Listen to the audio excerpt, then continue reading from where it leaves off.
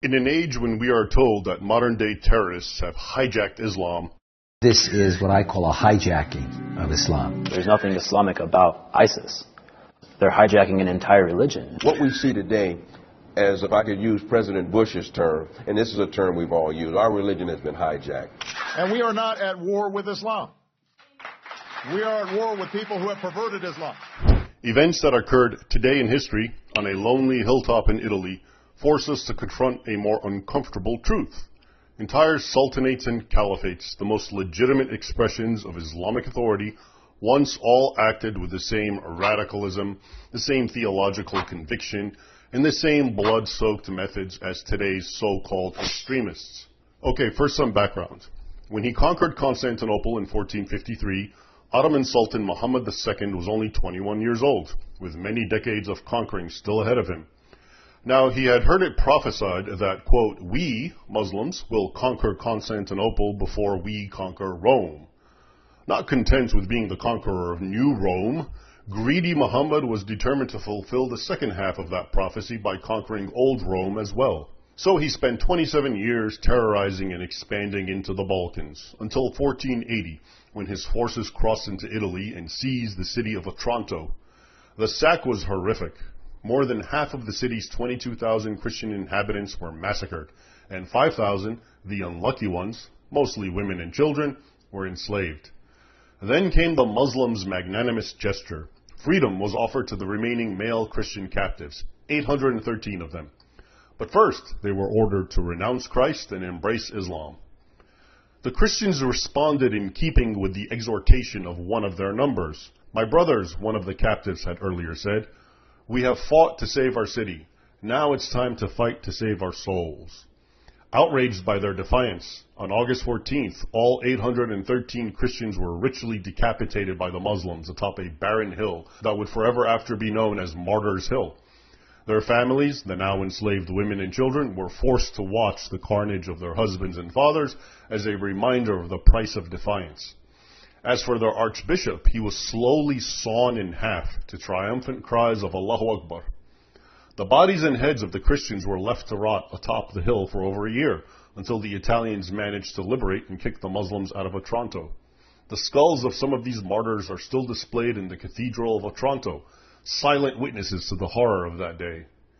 Here is how Giovanni Antonio Sumanti, an Italian contemporary, described that event. Quote, when the city of Otranto was taken by the Ottoman forces in the year of our Lord, 1480, the invaders demanded that the Christians renounce their faith and convert to Islam.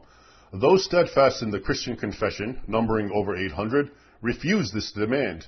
As a result, the Sultan's men led them forth to the place now called the Martyrs' Chapel, and there, with cruel hands, executed them by the sword. Their bodies were left unburied, a grim testament to their faith and courage in the face of death. These brave souls have since been venerated by the faithful as holy martyrs who bore witness unto death rather than deny Christ. Now keep in mind, this was not the work of lone wolves or twisted radicals. It was the command of the most powerful Muslim ruler of his age, a man who was a virtual head of Sunni Islam and who kept around him a band of ulama, muftis, and other learned sheikhs to guide his treatment of Christian infidels. Surely today's political refrain that modern-day jihadist terror is a distortion of otherwise peaceful Islam collapses in the face of such a history. The slaughter at Otranto was Islam as practiced by its caliph, its jurists, and its armies, just as today's mass atrocities and beheadings are Islam as practiced by ISIS and other terrorist organizations, and their self-declared caliphs and scholars. The difference is one of century, not of creed. Hence why, as American statues and monuments get toppled all over America, Sultan Muhammad II remains a hero in modern Turkey.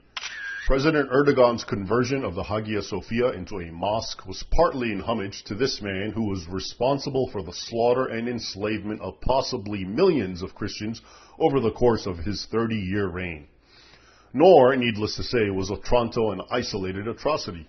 As recorded in many Muslim and Christian chronicles over the centuries, the leaders and spokesmen of Islam, sultans, caliphs, emirs, ulama, and sheikhs of every stripe have repeatedly spoken and acted like the Islamic State. Or rather, the Islamic State has modeled itself on them. The record is consistent across nearly 14 centuries, as documented in this book, Sword and Scimitar, 14 Centuries of War Between Islam and the West.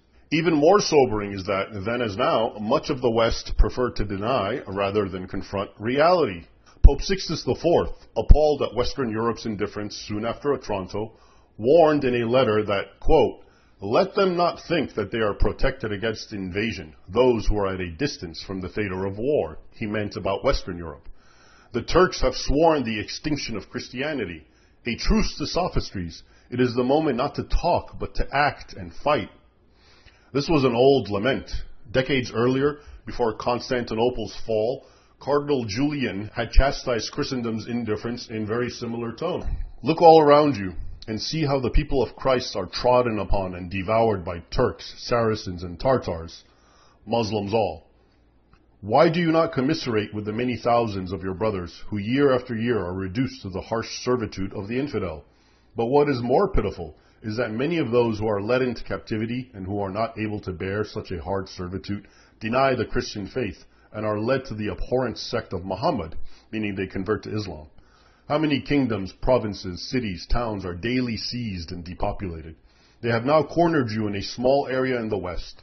Discord among Christians is the cause of all these calamities. If they would only grow wise and harbor love, this sort of persecution would soon end. But the West remained in a stupor.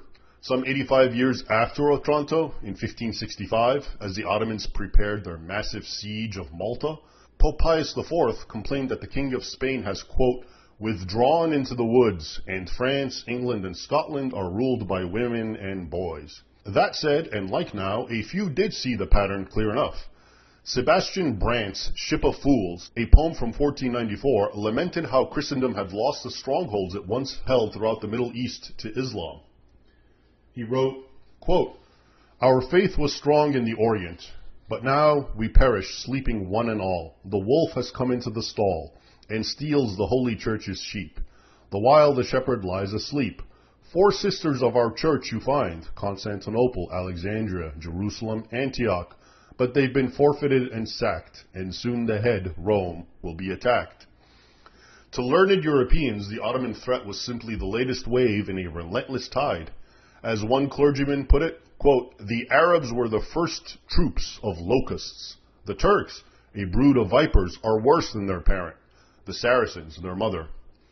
In short, the names always change. Umayyad, Abbasid, Ottoman, Al-Qaeda, Boko Haram, Islamic State. But the creed and the methods remain the same. Each is a fresh brood of vipers hatched from the same nest, carrying forward the same jihad. The martyrs of Otranto are a reminder that the past is never really past, and that the supposed gulf between the Islam of the caliphates and the Islam of modern-day terrorists is an illusion we impose on ourselves.